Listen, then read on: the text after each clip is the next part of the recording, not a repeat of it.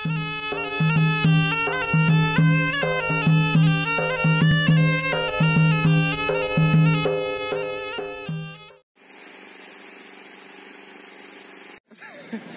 katruh kota Tangerang, bak tengah malam kamu acara nyopat panggung hayu hanaban nyom kalon anu menban anu Jakarta rupaji anu miat di sino pita tungang awate di memban di tipak bola kakunong baklum tanyo herakan tapi di lekem wahai ejubang luar biasa yan kalon panggung langsung hairakan nyo ino ke kamu saik taulan ada Kominfo Indonesia kamu dari Kominfo Aceh bereng hanaban narapa itaman wahai cidara sanggar meligo Aceh Raya lam permainan ino maenting hai bang hebat lagoina kesenian Aceh bereng hanaban kamu pelemah di Tangerang wahai cidara.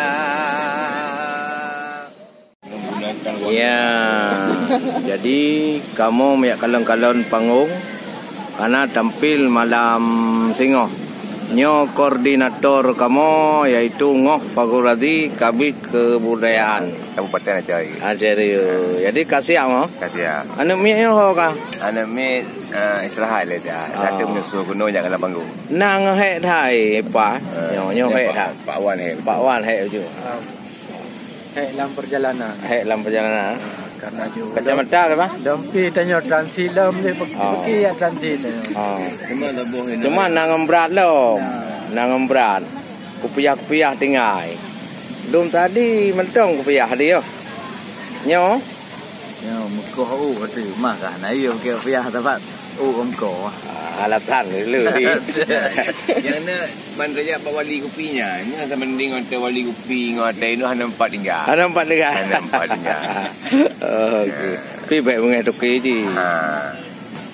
Nyo ahli Mekah, ahli potong. Oh, ahli potong. Nyo tengok kayaknya akan kedagung ke mamah ke anggota Rapai Taman. Panen jalan yo. Menjak 4 likur dah. Oh.